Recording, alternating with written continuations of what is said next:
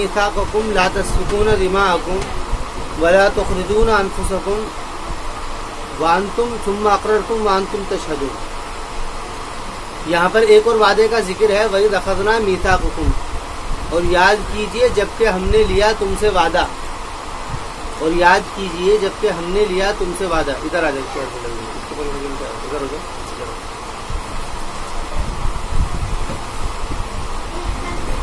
वइज़ अख़ज़ना मीसाक़कुम ला तस्फिकून दिमाअकुम वला तुखरिजून अनफुसकुम मिन दियारिकुम सुम्मा अक़ररतुम व अंतुम तशहदून।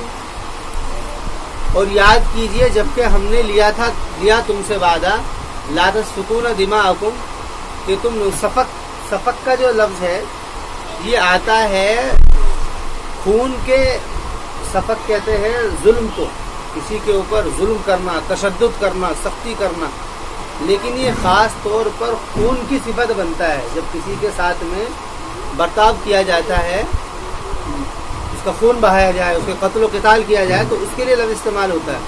एक वादा तुमसे लिया था, ला तस्फिकून दिमाअकुम वला तुखरिजून अनफुसकुम मिन दियारिकुम, और ना ही निकालोगे तुम अपने आप को अपने घरों से, सुम्मा अक़ररतुम, और फिर तुमने इसका इकरार किया, व अंतुम तशहदून, और तुम इसके गवाह भी थे। होता क्या था, बात कुछ इस तरीके की थी कि ये लोग क्या करते थे कि अपने ही लोगों के ऊपर किसी दूसरे कौम से बात किया करते थे, और बात करने के बाद में उनको अपनी कौम के ऊपर उभारते थे, और फिर जब दूसरे दुश्मन आकर के इनकी कौम के ऊपर हमला करके इनको ले जाते थे पकड़ करके, फिर ये बाद में उनका फिदिया दे करके इनको छुड़ाया करते थे। पहले तो दुश्मनों से जाकर के बात करके अपने कौम को नुकसान पहुंचा दिया, और उसके बाद में फिर हमदर्दी दिखाया करते थे। ये तरीका होता है दूसरे के भरोसे को जीतने का। एक तरीका ये भी होता है कि क्या, कि पहले अपने आदमी को मरवा दो, और जब वो जेल पहुंच जाए या परेशान हो जाए, और फिर उसके पास हमदर्दी दिखाओ कि देखो जी हम पैसे लेकर के जाना, ये काम करना। ये जो तरीका है, ये तरीका यहूद और नसारा के अंदर बड़ा आम है, अभी भी है। ये अभी भी उनके अंदर ये तरीका है, वो इसी काम को करते हैं कि पहले बस्तियों को बर्बाद करवा देते हैं, और फिर उसके बाद में उनकी मदद दे करके उनका भरोसा जीतते हैं। ये सब सियासी तरीके होते हैं। समझ में आ गई बात नहीं? तो ये तरीका इनका था। कैसे कि ला तुखरिजून अनफुसकुम मिन दियारिकुम, कि तुम नहीं निकालोगे अपने आप को अपने घरों से। अपने आप से मुराद क्या है, यानी अपने कबीले के लोग को और अपने जो रिश्तेदार है उनको नहीं निकालोगे। सुम्मा अक़ररतुम व अंतुम तशहदून, और फिर तुमने इसका इकरार भी कर लिया और तुम उसके गवाह भी थे, लेकिन उसके बाद में क्या हुआ, फिर तुम तक़्तुलून अनफुसकुम व तुखरिजून फ़रीक़म मिन दियारिकुम, और फिर तुमने ऐसे भी किया है कि बाज़ को तुमने कत्ल करना शुरू कर दिया। ये अपने लोगों को कत्ल भी किया करते थे। तुम तक़्तुलून अनफुसकुम, कि फिर तुमने कत्ल करना शुरू कर दिया, व तुखरिजून फ़रीक़म मिनकुम मिन दियारिहिम, और निकालने लगे तुम लोग एक जमात को अपने में से, उनके घरों से निकालने लगे एक जमात को उनके घरों से, यानी अपने ही लोगों को तुम क्या है निकालने लगे। तज़ाहरून अलैहिम बिल इस्मि वल उद्वान, तज़ाहुर, ज़ाहरा युज़ाहिरु मुज़ाहरा, तो कहते हैं किसी के ऊपर बढ़ चढ़ना, किसी के ऊपर बढ़ चढ़ करके आना। तज़ाहरूना, ये तज़ाहरूना है, ये भी लफ्ज़ क्या है, इसके अंदर तालील हुई है। तज़ाहरूना दो मखरज के जब लफ्ज़ एक जगह जमा हो जाते हैं तो एक को हटा देते हैं, तो तज़ाहरूना बन गए। तज़ाहरून अलैहिम बिल इस्मि वल उद्वान, कि तुमने क्या है उनके ऊपर मुज़ाहरा कर रहे थे इस्म और उद्वान के साथ में। ये इस्म और उद्वान अरबी का एक लफ्ज़ है। इस्म कहते हैं हक में कमी करने को, हक में कमी करना, और उद्वान कहते हैं ज़्यादती करने को। मसलन एक आदमी का हक ये है कि उसको 10 रुपये दिए जाए, अब उसको 10 की जगह 9 रुपये देना, ये इस्म है, ये इस्म है। और ज़्यादती क्या है, ज़्यादती ये है कि किसी के ऊपर सज़ा तो उसको क्या है इतनी थी कि उसको एक रहपट मारना था या एक कोड़ा मारना था, उसकी सज़ा थी, अब उसको एक की जगह 2 कोड़े मारने। अगर हक से बढ़कर के देना है उसको तो बिर कहते हैं, एहसान कहेंगे उसको तो। यानी एक आदमी को सज़ा ये थी कि उसको सज़ा कितनी मिलनी थी उसको, यानी कि मसलन एक आदमी ने एक आदमी को कत्ल किया है तो सज़ा ये है कि एक ही को कत्ल किया जाए, लेकिन उद्वान ये है एक की जगह 2 को कत्ल किया जाए, यानी ज़्यादती करना। تو اسم اور عدوان اس فرق کو بہت اچھی طریقے سے سمجھنا. اور یہ اسم اور عدوان یہ اسم جو ہے گناہ نہیں ہے, یہ اسم جو ہے حقوق العباد سے متعلق. گناہ تو ہے یہ, گناہ سے مراد یعنی وہ والا گناہ جو حقوق اللہ سے متعلق, یہ حقوق العباد سے متعلق والا گناہ اسم اور عدوان. یہ جہاں پر بھی قرآن میں لفظ آئے گا یہ عام طور سے دونوں ساتھ میں آئیں گے, اسم اور عدوان. کہیں بھی پڑھتے چلے جاؤ یہ دونوں ساتھ میں آئیں گے. اسم حق میں کمی کرنا اور عدوان زیادتی کرنا. ایک مثال دی تو تم کیا ہے, یا تو حق میں کمی کرتے ہو. حق میں کمی کرنا کیا ہے؟ حق میں کمی کرنا یہ ہے کہ تم کو تو یہ حق دیا گیا تھا کہ تم اپنے لوگوں کے ساتھ میں اچھا برتاؤ کرنا اور ان کے ساتھ میں حسن سلوک کرنا, لیکن تم نے ان کے حق میں کمی کری کہ ان کے ساتھ میں برتاؤ اچھا نہیں کرا. اور اس کا نتیجہ کیسے ظاہر کیا تم نے؟ قتل کر کے. تم نے اپنے لوگوں کے ساتھ میں برتاؤ اچھا نہیں کرا, نتیجہ ایسے ظاہر ہوا کہ تم نے قتل کیا. اور زیادتی تم نے کی, اس کا نتیجہ یہ نکلا کہ تم نے ان کو کیا کیا, ان کو گھر سے بھگا دیا. بھائی اگر تم حق بھی ادا نہ کرتے تو کم سے کم ان کے اوپر زیادتی تو نہ کرتے. تو تم نے زیادتی ایسے کری ہے کہ ان کو گھر سے ہی نکلوا دی. گھر سے ایسے وَتُخْرِجُونَ فَرِيقًا, گھر سے نکلوانے کی کیا صورت تھی کہ یہ دوسرے سے جا کر کے بات کیا کرتے تھے اور وہ آ کر کے ان کے قبیلوں کے اوپر چڑھائی کرتے اور پھر ان کے بچوں کو عورتوں کو لے جاتے اٹھا کر کے اور پھر یہ بعد میں ہمدردی دکھلاتے. یہ بہت شدید گناہ ہے جس کو قرآن نے ذکر کیا ہے کہ تظاہرون علیہم بالاسم والعدوان وان یاتوکم اسارا تفادوہم, اور اگر آتے ہیں تمہارے پاس میں قیدی تفادوہم تو تم ان کا فدیہ دے دیتے ہو. تو جب آتے ہیں وہ لوگ کہتے ہیں کہ جی ہمارا آدمی پکڑ لیا اس کو بچاؤ, اور پھر تم اس کا عام طور سے سیاست ایسے ہی ہوتی ہے. سیاسی لوگ جو ہیں وہ ایسے ہی کام کرتے ہیں. وہ پہلے کیا کرتے ہیں, گڑبڑ کروا دیتے ہیں, اس کے بعد میں پھر یہ ہماری طرف سے اتنا ہے, ہماری طرف سے اتنا ہے. ان سے لوگوں کا کیا بھروسہ جیتا جائے. سیاست ایسی ہی ہوتی ہے. تو قرآن نے کہا تفادوہم کہ تم لوگ فدیہ دیتے ہو, وہو محرم علیکم اخراجہم, حال یہ ہے کہ تمہارے اوپر تو ان کا نکالنا ہی حرام تھا, تو تم نے یہ کام کیا ہے. علیہم اخراجہم, یہاں پر یہ ایک جملہ معترضہ ہے. یہ کیا ہے؟ جملہ معترضہ ہے. وہو محرم علیکم, جملہ معترضہ جب کلام کے بیچ میں آتا ہے, حالانکہ بات یہ کہ بات کچھ چل رہی تھی, اس سیاق و سباق سے ہٹ کر کے کوئی بات آئے, سیاق و سباق سے ہٹ کر کے اگر کوئی بات آئے تو اس کو جملہ معترضہ کہتے ہیں. جملہ معترضہ کا مطلب یہ ہوتا ہے وہ توجہ دلانے مقصد ہوتی ہے. ایک آدمی سے بات چل رہی ہے کہ تم کھانا کھا لو, کھانا اتنا اچھا ہے, کھانا بڑا بڑھیا ہے, اس سے کھانے کی بات کی جا رہی ہے. اور ایک طور پر جملہ معترضہ کے طور پر بات یہ کہی جائے کہ یہ کھانا فلاں جگہ سے منگوایا ہم نے, یعنی توجہ دلانے کے لیے. تو توجہ دلانا مقصد ہوتا ہے. کہ وہ محرم علیکم اخراجہم, تمہارے اوپر تو حرام تھا ان کا نکالنا. وہ محرم علیکم اخراجہم, یہ کیا تھا؟ یہ بات یہ تھا کہ قریظہ جو تھے یہ مدینے کے اندر دو قبیلے تھے مشرکوں کے, اوس اور خزرج. اوس اور خزرج. اور یہود کے بھی دو قبیلے تھے جن کی اکثریت تھے تو 3 قبیلے, لیکن اکثریت جو تھی وہ 2 قبیلوں کی تھی. وہ کون تھے؟ قریظہ اور بنو نذیر. بنو قریظہ کی دوستی تھی قبیلہ اوس سے. اوس جو قبیلہ تھا مشرکین کا مدینے کا, ان کی دوستی تھی ان سے. اوس سے بنو قریظہ کی دوستی تھی اور بنو نذیر کی دوستی تھی خزرج سے. جب ان کی آپس میں لڑائیاں ہوا کرتی تھی, اوس اور خزرج تو لڑتے رہا کرتے تھے مشرکین سے, تو اوس جب لڑتے تھے خزرج سے تو خزرج کا ساتھ دینے کے لیے آتے تھے بنو نذیر. کون آتے تھے؟ بنو نذیر, کیونکہ وہ ان کے ساتھ کے لوگ ہیں. اور اچھا ان کا ساتھ دیا کرتے تھے بنو قریظہ. یہ نہیں دیکھا کرتے تھے بالکل بھی کہ بھئی آخر غلطی کس کی ہے, یہ نہیں, بس یہ کہا تھا کہ بھئی ہمارا آدمی ہے, یہ کہہ رہا ہے تو ٹھیک ہے جی. اب بھی ایسے ہی ہوتا ہے کہ ہمارے آدمی نے کہہ دیا ہے کہ بس اب کرنا ہے, یہ نہیں دیکھنا کہ صحیح کیا ہے غلط کیا ہے, بس ہمارے آدمی نے ایک بات کہہ دی ہے. تو قرآن کریم نے اسی بات کو کہا کہ یہ پھر لڑتے تھے, اپنے آدمی کو مرواتے تھے, پیٹتے تھے اور ان کو قیدی بناتے تھے, اور پھر بعد میں ان کو فدیہ دے کر کے چھڑوانے کے لیے وہ یہ ظاہر کیا کرتے تھے کہ ہم کتنے ہمدرد ہیں. قرآن نے کہا افتؤمنون ببعض الکتاب, کہ تم بعض کتاب پر تو ایمان لاتے ہو, اور وہ کتاب بعض کتاب پر ایمان لانا کیا ہے؟ کہ فدیہ دے کر کے چھڑوانا. وتکفرون ببعض, اور تم بعض کا انکار کر دیتے ہو. لیکن اصل قرآن نے پہلے ہی ذکر کر دی. وہ وجہ کیا تھی؟ کہ اسم اور عدوان تھا. ان کا اصل مقصد کیا تھا؟ انہوں نے حق کو ادا نہیں کیا تھا. اصل مقصد ان کا حق ادا کرنا نہیں تھا. انہوں نے ببعض الکتاب وتکفرون ببعض فما جزاء من يفعل ذلك منكم الا خزي في الحياة الدنيا. تو کیا بدلہ ہے اس کا جو کہ کرے وہ، یعنی جو یہ کام کرے اس کا کیا بدلہ ہے؟ الا خزي، سوائے خزی کے. خزی کہتے ہیں رسوائی کے. الا خزي في الحياة الدنيا، سوائے رسوائی کے دنیاوی زندگی میں. اور جو اس طریقے کا کام کرتا ہے اس کو رسوائی دنیاوی زندگی میں ہی نظر آ جاتی ہے. سوائے رسوائی کے دنیاوی زندگی میں الا خزي في الحياة الدنيا.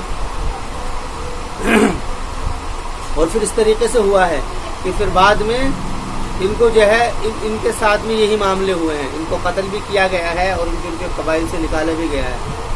اور پھر بعد میں تم نے دیکھا بھی ہوگا تاریخ کے اندر ایک آدمی گزرا ہے جس کا نام تھا بادشاہ گزرا ہے کہ جس نے یہود کو قتل کیا ہے، ایک طرف سے قتل کیا ہے. تو ہٹلر ایک شخص گزرا ہے، اس نے یہود کو ساری دنیا سے یہود کو ختم کیا. کچھ یہود تھے جو بچ گئے تھے. تاریخ کو اگر دیکھو اٹھا کر کے تو سارے لوگوں کو قتل کیا. پہلے بخت نصر نے کیا یہ کام، وہاں سے سب کو ختم کر دیا. اس کے بعد میں ایک بادشاہ ہے ٹائٹس، اس نے کام میں ختم کیا. اس کے بعد میں یہ بالکل ختم ہو گئے تھے، ساری دنیا میں وروध کر گئے تھے. پھر آخر میں کیا ہوا؟ پھر آخر میں طارق بن زیاد ایک صحابی ہیں، وہ ہیں طارق بن زیاد، وہ ہیں خلافت بنو امیہ کے ایک سپہ سالار ہے طارق بن زیاد. طارق بن زیاد نے جا کر کے اسپین کے اندر جا کر کے، وہ اندلس میں اسپین جس کو بولتے ہیں، وہاں جا کر کے پھر جس سے مقابلہ کیا تھا اور اس مقابلے کے اندر پھر ان کو وہاں سے رہائی دی ہے یہود کو. وہاں سے طارق بن زیاد سے پہلے نام نہیں تھا یہود کا. اس کے بعد میں پھر یہ گڑبڑی شروع کی ہے. پھر ان لوگوں نے ساری دنیا میں اعلان کر کے اپنی ایک جگہ بلایا ہے اسرائیل کی کوئی الگ حیثیت نہیں تھی ملک کی. یہ شروع میں جیسے کہ ہندوستان کے اندر ایک علاقہ ہے نا میوات، یہ کوئی یعنی کہ اسٹیٹ لیول کے اوپر کوئی اس کی حیثیت نہیں ہے. یہ کوئی صوبہ ہو یا کوئی وہ جگہ ہو، یہ تو بس وہاں کچھ لوگ میواتی رہتے ہیں تو اس لیے اس کو میوات کے ایسے ہی وہ. لیکن اب اس کو حیثیت جو ہے ملک کی جو ہے دے دی گئی ہے. تو انہوں نے اب بھی یہ وہی گڑبڑ چل رہی ہے بیت المقدس کے اندر. اب جتنی بھی گڑبڑیں ہوتی ہیں وہ وہیں سے ہوتی ہیں. تو ارادہ یہ ہوتا ہے کہ اس کو کیا ہے، سب کو ایک جگہ جمع کر دیا ہے کہ پہلے اس کو اپنے قبضے میں کرو، اس کو بیت المقدس کو، کیونکہ حیثیت شروع سے مکی کی تھی نہیں، اس لیے شروع سے اس کو ختم کرنے کی کوشش کی ہے، نبی کو قتل کرنے کی کوشش کی ہے، وہ سارے کام کیے. تو یہ جو قرآن جو بات کر رہا ہے یہ کوئی تاریخ سے ہٹ کر کے بات نہیں کر رہا، یہ وہی بات کر رہا ہے جس کو سامنے لوگ دیکھ رہے ہیں. تو کہا گیا ہے ان سے کہ یردون الی، اور یہ تو ہے دنیاوی زندگی میں، اور قیامت کے دن یردون الی اشد العذاب، ان کو پلٹا دیا جائے گا اشد العذاب کی طرف. وما اللہ بغافل عما تعملون، اور یعملون، اور اللہ تعالیٰ اس سے غافل نہیں ہے جس کو یہ کر رہے ہیں. یعنی جو ان کا عمل ہے سب اللہ تعالیٰ، غافل کہتے ہیں کسی چیز سے بے توجہ ہو جانا، اللہ تعالیٰ اس سے غافل نہیں ہے. اولئک الذین اشتروا الحیاۃ الدنیا فلا یخفف عنہم العذاب ولا هم ينصرون. یہ بار لفظ آ رہا ہے، یہ لفظ بار آ رہا ہے اس بات کی طرف نشاندہی کرنے کے لیے کہ جتنا بھی معاملہ ہوا تھا اس کی وجہ کیا تھی؟ دنیاوی سامان تھی. اولئک الذین اشتروا الحیاۃ الدنیا، وہی لوگ ہیں کہ جنہوں نے دنیاوی زندگی کو خرید لیا ہے آخرت کے مقابلے میں. خریدنا، جس چیز کو خریدا جاتا ہے وہ چیز اہم ہوتی ہے اس چیز کے مقابل میں جس سے خریدا جا رہا ہے. فلا يخفف عنهم العذاب ولا هم ينصرون، تو ان سے عذاب کو ہلکا نہیں کیا جائے گا، ولا هم ينصرون، اور نہ ہی وہ مدد کی جائے گی. ہلکا کرنا اور مدد کرنا یعنی دونوں ہی، یعنی جو سزا بن گئی ہے اس سزا میں تخفیف نہیں ہوگی، اور جتنی سزا دی جا رہی ہے اس میں ان کی مدد نہیں کی جائے گی، یعنی وہ اسی میں پڑے رہیں گے. وَلَقَدْ آتَيْنَا مُوسَى الْكِتَابَ وَقَفَّيْنَا مِن بَعْدِهِ بِالرُّسُلِ وَقَفَّيْنَا مِن بَعْدِهِ بِالرُّسُلِ وَآتَيْنَا عِيسَى ابْنَ مَرْيَمَ الْبَيِّنَاتِ.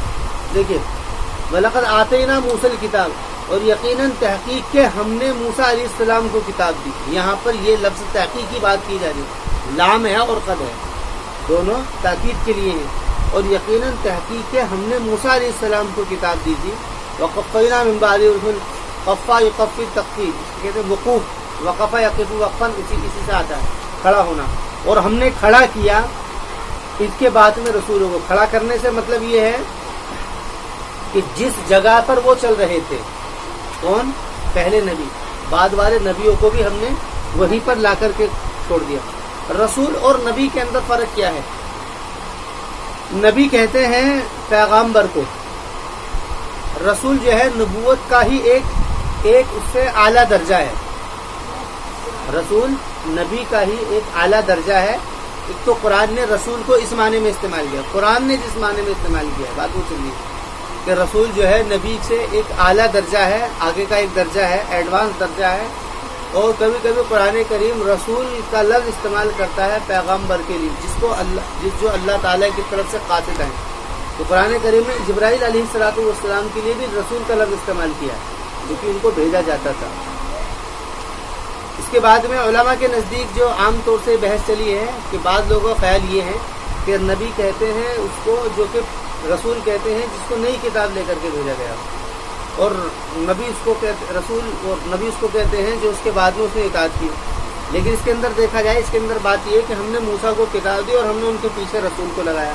हालांकि ये बात तहकीकी है कि मूसा अलैहिस्सलाम के बाद में यहूद के अंदर ईसा अलैहिस्सलाम से पहले कोई रसूल नहीं आया। हज़रत मूसा अलैहिस्सलाम के बाद में ईसा अलैहिस्सलाम से पहले कोई शरीयत नहीं आई है, तौरात ही चली है। फिर हज़रत ईसा अलैहिस्सलाम के पर आई है इंजील, लेकिन उसके बाद वो कुरान रसूल कह रहा है। तो रसूल, ये कुरान करीम ने बस इतनी बात समझ लो कि रसूल नबूवत से आगे का एक मकाम है। और रसूल का लफ्ज़ कुरान करीम कभी कभी इस्तेमाल करता है पैगंबर के लिए, जिसको पैगाम दे करके भेजा गया है। वलक़द आतैना मूसल किताब वक़फ़ैना मिन बादिही बिर्रुसूल, और हमने खड़ा किया उनके पीछे रसूलों को, यानी हमने इत्तिबा कराया, पीछे लगाया। वो आतैना ईसा इब्न मरियम अल-बय्यिनात, और हमने अता किया ईसा बिन मरियम को बय्यिनात, वाज़ेह दलाइल।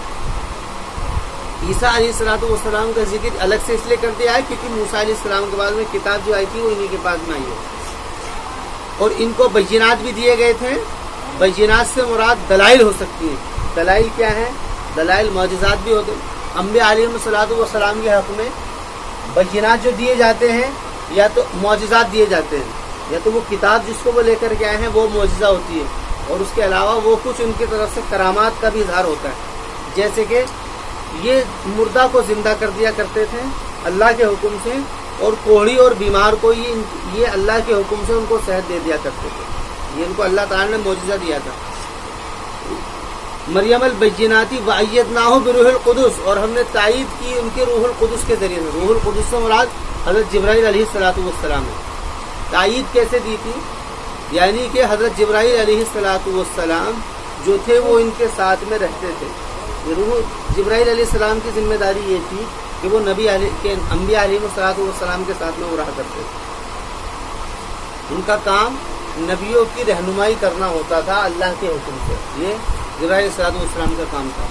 अफकुल्लमा जाअकुम रसूलुम बिमा ला तहवा अनफुसुकुम इस्तकबरतुम, अब कुरान करीम कह रहा है क्या जब भी तुम्हारे पास में कोई रसूल आएगा, बिमा आएगा तुम उस चीज को लेकर के, ला तहवा अनफुसुकुम, कि जिसको तुम्हारे नफ्स क्या है कबूल नहीं करते। हवा यहवी हवियन, ये नफ्स की सिफत है। ये क्या है? नफ्स की सिफत है। और हब्बा युहिब्बु हब्बन, ये कल्ब की सिफत है। तो नफ्स की सिफत क्या है? हवा यहवी। तो जिस चीज को तुम्हारे नफ्स नहीं चाहते, नफ्स नहीं चाहते, तो तुम क्या करते हो? इस्तकबरतुम, कि तुम तकब्बुर करने लगते हो। जब कोई आदमी किसी बात को कबूल नहीं करता है तो उससे एराज करने का तरीका क्या होता है? तकब्बुर करता है, अपने आप को उससे बड़ा समझता है। तो किसी चीज को इनकार करने का तरीका ही ये है कि उससे अपने आप को बड़ा समझा जाए, उससे अपने आप को बड़ा समझा जाए, और अपनी हैसियत उसके मुकाबिल में रख करके अपने आप को उससे यानी कि उससे आला मानना। तो इस्तकबरतुम, तुमने तकब्बुर किया। वफरीक़म मिनकुम कज़्ज़बतुम वफरीक़न तक़्तुलून, नतीजे में क्या निकला? एक जमात ने तो तकज़ीब कर दी और एक जमात ने कत्ल कर दिया। इसी है, एक जमात ने तो झुठला दिया कि भाई ये ईसा को कुछ नहीं है, और एक जमात ने कत्ल कर दिया। भाई अपने ज़ाम के मुताबिक, अपने प्लान के मुताबिक उन्होंने सारे काम किए। जो उन्होंने प्लान किया था کہ عیسیٰ علیہ السلام کو ہم قتل کریں گے، وہ انہوں نے کیا ہے، لیکن حقیقت حال کچھ اور ہے جس کو قرآن کریم نے ظاہر کر دیا. وما قتلوه وما صلبوه ولكن شبه له. نہ تو وہ قتل کیے گئے ہیں اور نہ ہی وہ سولی دی ہے ان لوگوں نے، بلکہ ان کے اوپر معاملہ کیا ہوا، مشتبہ ہو گیا، وہ سمجھ نہیں پائے ہوا کیا، لیکن اپنے گمان کے مطابق ان لوگوں نے قتل کر دیا. تو ان کے اس گمان کا قرآن کریم نے یہاں پر ذکر کیا ہے. وفریقا تقتلون، اس لیے یہاں پر یہ بات سامنے نہیں کی ہے سیدھی کہ تم جو ہے وفریقا تقتلون عیسیٰ، یہ نہیں کہا ہے، بلکہ ایک عام سی بات کہتی ہے وفریقا تقتلون. کیوں؟ کیونکہ یہ عمل انہوں نے کیا تھا اپنے گمان کے مطابق، زعم کے مطابق. وفریقا تقتلون، اور ایک جماعت جو ہے وہ تم میں سے قتل کرنے لگتی ہے. وقالوا قلوبنا غلف، اور وہ لوگ کہتے ہیں کہ ہمارے دلوں پر تو پردہ ہے. غلف کہتے ہیں پردے کو، پردہ، غلاف، اسی کے اوپر کوئی غلاف ڈال دیا جاتا ہے. وفی قلوبہم غلف، غلاف اصل میں یہ بھی ایک پردے کی قسم ہے، کوئی کسی چیز کو چھپانے کے لیے، تو وفی قلوبہم غلف. تو قرآن نے کہا وفی قلوبہم غلف بل لعنہم اللہ بکفرہم، فرمایا ان کے دلوں کے اوپر پردہ نہیں ہے، بلکہ یہ اس کا نتیجہ ہے جو انہوں نے کیا ہے. ان کے کفر کا نتیجہ ہے کہ اللہ تعالیٰ نے ان کے اوپر لعنت کی ہے. بل لعنہم اللہ بکفرہم، اس لیے ان کا دل جو ہے قبول نہیں کر رہا ہے. فقلیلا ما یؤمنون، تو کم ہی وہ لوگ ہیں جو کہ ایمان لاتے ہیں. تو ان کے اوپر جو لعنت ہوئی ہے اس لعنت کا نتیجہ اس طور پر ظاہر ہو رہا ہے کہ اس میں کم لوگ ہیں جو کہ اطاعت یعنی کہ ایمان لاتے ہیں. وَلَمَّا جَاءَهُمْ كِتَابٌ مِّنْ عِندِ اللَّهِ مُصَدِّقٌ لِمَا مَعَهُمْ وَكَانُوا مِنْ قَبْلُ يَسْتَفْتِحُونَ عَلَى الَّذِينَ كَفَرُوا. وَلَمَّا، اور جب بھی، لما، اور جب بھی آئی ان کے پاس میں کوئی کتاب اللہ تعالیٰ کی طرف سے اور تصدیق کرتی ہے اس کی جو ان کے پاس میں ہے، یعنی کوئی کتاب آ رہی ہے نہیں، اور اس کتاب کی تصدیق وہ کتاب کر رہی ہے جو پہلے سے ہے. بنی اسرائیل کا دور تو وہیں سے شروع ہوا ہے نا، شروع سے ہی بھائی زبور آئی، اس کے بعد میں پھر موسیٰ علیہ السلام پر تورات آئی، وہاں انہوں نے گڑبڑ کری. اس کے بعد میں عیسیٰ علیہ السلام پر انجیل آئی، وہاں بھی انہوں نے گڑبڑ. یعنی جب بھی کوئی ان کے پاس میں کتاب آئی اور اس کے بعد میں مصدقا لما معہم، اور وہ کتاب تصدیق کر رہی تھی جو ان کے ساتھ میں تھی، جیسے کہ تورات نے قرآن کی جیسے کہ زبور نے تورات کی تصدیق کی، اور تورات نے انجیل کی تصدیق کی، اور انجیل نے قرآن کی تصدیق کی. اس طریقے سے جب بھی ہوا ہے مصدقا لما معہم وکانوا من قبل یستفتحون علی الذین کفروا. ایک تو بات یہ تھی، اور دوسرا ان کا خیال یہ تھا کہ اب کیونکہ یہ جب بھی ان کے اس عمل کی وجہ سے ان کے اوپر عذاب آتا، عذاب کس طریقے سے آتا کہ ان کو ذلت کی زندگی گزارنی پڑتی. تو ان کا خیال یہ تھا کہ اب ہمارے پاس اگر کوئی نبی آئے گا تو ہم اس نبی کی اطاعت کریں گے اور اس کے ذریعے سے ہم ساری دنیا کے اوپر غلبہ حاصل کریں گے. یہ ان کا خیال تھا. لیکن جب کوئی نبی آتا تو پھر سب سے پہلے یہ اس کا انکار کرتا.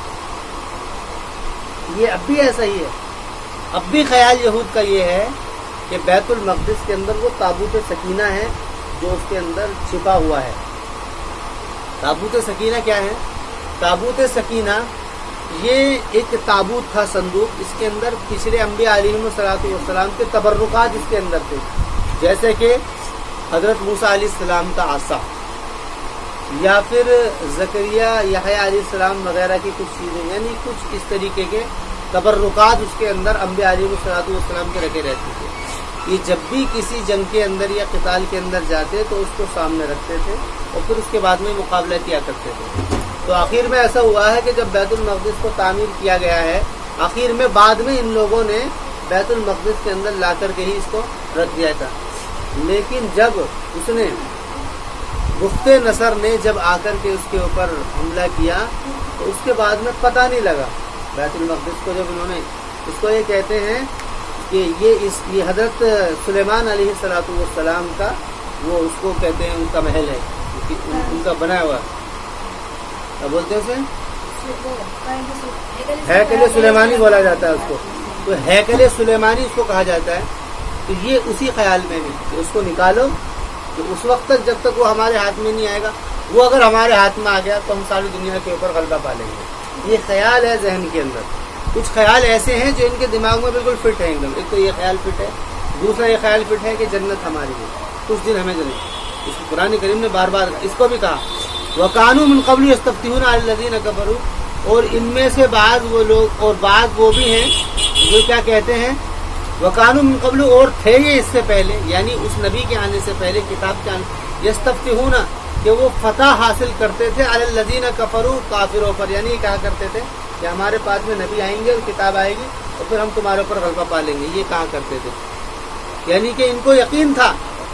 وَلَمَّا جَاءَهُمْ عَرَفُوا, لیکن جب وہ آ گیا جس کو وہ پہچانتے ہیں, عرفو کا لفظ استعمال کیا, علمو کا لفظ. عرف جو ہوتی ہے نا پہچان, وہ دل سے ہوتی ہے, یعنی یہ دل سے اس کو پہچان لیا کرتے تھے کہ جو نبی آئے ہیں یہی حق ہے اور یہی وہ نبی ہیں جن کا ہمیں انتظار تھا, اس لیے لفظ استعمال کیا ہے عرفو. وَلَمَّا جَاءَهُمْ عَرَفُوا, کہ پھر جب وہ آ گئے جس کو یہ پہچان لیا ان لوگوں نے, یہاں یہی وہ ہیں عرفو, تو کفروا بھی, تو انہوں نے ان کا کیا ہے کفر کر دیا. جب پہچان لیا دل سے یہ بات کہ ہاں یہی وہ ہیں, تو کفروا بھی, تو انہوں نے ان کا کفر کر دیا. اور اس کی وجہ کیا ہو سکتی تھی؟ اس کی وجہ کو بھی قرآن کریم ذکر کرے گا. فلعنۃ اللہ علی الکافرین, فرمانے کہ اللہ تعالیٰ کی لعنت ہے ایسے کافرین پر, اللہ تعالیٰ کی لعنت ہے کافرین پر. کافرین قرآن کریم نے ان کو جب کہا جب انہوں نے پہچان لیا. جب کوئی بات دل سے تسلیم کر لی جائے اور اس کے بارے میں پورا یقین ہو جائے کہ ہاں یہی بات ہے, ہاں بالکل یہی بات ہے, اس کے بعد میں جب اس کو منع کر دیا جاتا ہے, اس کا انکار کر دیا جاتا ہے, تو ایسے لوگ کافرین کہا جاتا ہے. فلان تھا کہ یہ لوگ فتح حاصل کرتے ہیں اور جب آتے ہیں جس کو وہ پہچانتے ہیں تو کفر کر دیتے ہیں. تو اس کی وجہ ذکر کی, بیسما کہتے ہیں کیا ہی برا ہے, اشتروا بھی انفسہم, کہ جس کی وجہ سے یہ اپنے آپ کو خریدتے ہیں. بیسما, کتنا ہی برا عمل ہے کہ جس کی وجہ سے یہ یعنی اپنے آپ کو خریدتے ہیں, یعنی ثواب کے بدلے میں خریدتے ہیں. اور ان یکفروا بما انزل اللہ, اور اس بات کو کہ کفر کر دیتے ہیں, بما, اس چیز کو نکار دیتے ہیں جو کہ اللہ تعالیٰ نے اتارا ہے. اس کی وجہ ذکر کی ہے بغین, اس کی وجہ کیا ہوتی ہے بغاوت, حسد. بغین عربی کا لفظ ہے, اس کے اندر کہتے ہیں ان کے اندر بغاوت مقصود ہوتی ہے. بغاوت کہتے ہیں کسی کے خلاف جانے کو, بغاوت کہتے ہیں کسی کے خلاف جانا. اب یہ بغاوت کی وجہ کیا ہو سکتی ہے؟ بغاوت کے محرکات, حسد بھی ہو سکتا ہے, کینہ ہو سکتا ہے, چڑ ہو سکتی ہے, دشمنی ہو سکتی ہے, بہت ساری وجہ ہوتی ہے نا. ایک آدمی کسی کے خلاف جا رہا ہے, خلاف کے جانے کی وجہ یا تو یہ ہے کہ یہ اس کو پسند نہیں کر رہا, حسد ہے, یا اس نے میری جگہ کیوں لے لی, یا پھر یہ اس کی دشمنی ہے, اس کو مارو, حسد دشمنی ہے. تو بغاوت کے محرکات کچھ بھی ہو سکتے ہیں. تو ان کے اندر جو محرکات اصل تھے, وہ محرکات اصل تھے ان کے اندر حسد تھا. حسد کیا تھا؟ جیسے کہ دوسری قرآن کی آیتوں سے بات ظاہر ہوتی ہے کہ حسد اس بات پر تھا, یہ کہتے تھے کہ بھئی نبی تو کوئی نہیں ہے, اب تو صرف بات کس کی ہے, موسیٰ علیہ السلام کی چلے گی, بس انہی کو ہی مانا جائے گا. بغین ان ینزل اللہ, تو بغاوت کرتے ہوئے اس پر جس کو اللہ تعالیٰ نے اتارا ہے اپنے فضل سے, علی من یشاء, یعنی جس پر اللہ تعالیٰ چاہے. دیکھو اس کو بھی ظاہر کر دیا, یعنی ان کو اس بات سے بغاوت تھی کہ اللہ تعالیٰ نے, ان کا خیال یہ تھا کہ جو بھی نبی آئیں گے اب ہماری قوم کے اندر ہی آئیں گے, آ رہے تھے اب تک, لیکن اب اللہ تعالیٰ نے یہاں سے جو ہے اپنی اسکیم کو بدل دیا. یہاں تک جو اولاد ابراہیم علیہ السلام پر جو نبی آئے ہیں وہ, تو ان کے دو بیٹے تھے, اسماعیل اور اسحاق. اسحاق علیہ السلام کی اولادوں میں سارے نبی آئے ہیں, حضرت عیسیٰ علیہ السلام تک. عیسیٰ علیہ السلام بھی بنی اسرائیل کے اندر آئے ہیں, عیسیٰ علیہ السلام بھی بنی اسرائیل کے اندر آئے ہیں.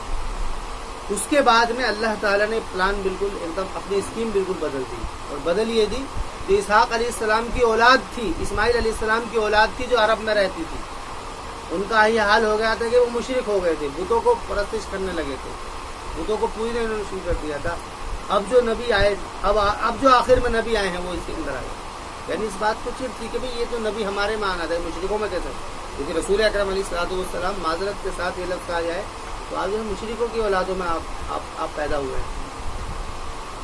تو یہ بات انہوں نے کہی کہ بغاوت کس بات تھی کہ ينزل اللہ من فضلہ، کہ اس بات پر کہ اللہ تعالیٰ اپنے فضل کو جس پر چاہتا ہے اتار دیتا ہے. اللہ تعالیٰ نے مشرکوں میں حضرت نبی اکرم علیہ الصلوۃ والسلام کو پیدا کیا. تو فباؤوا بغضب علی غضب، یہ لیے پھر رہے ہیں غضب، اللہ تعالیٰ کا غضب غضب پر.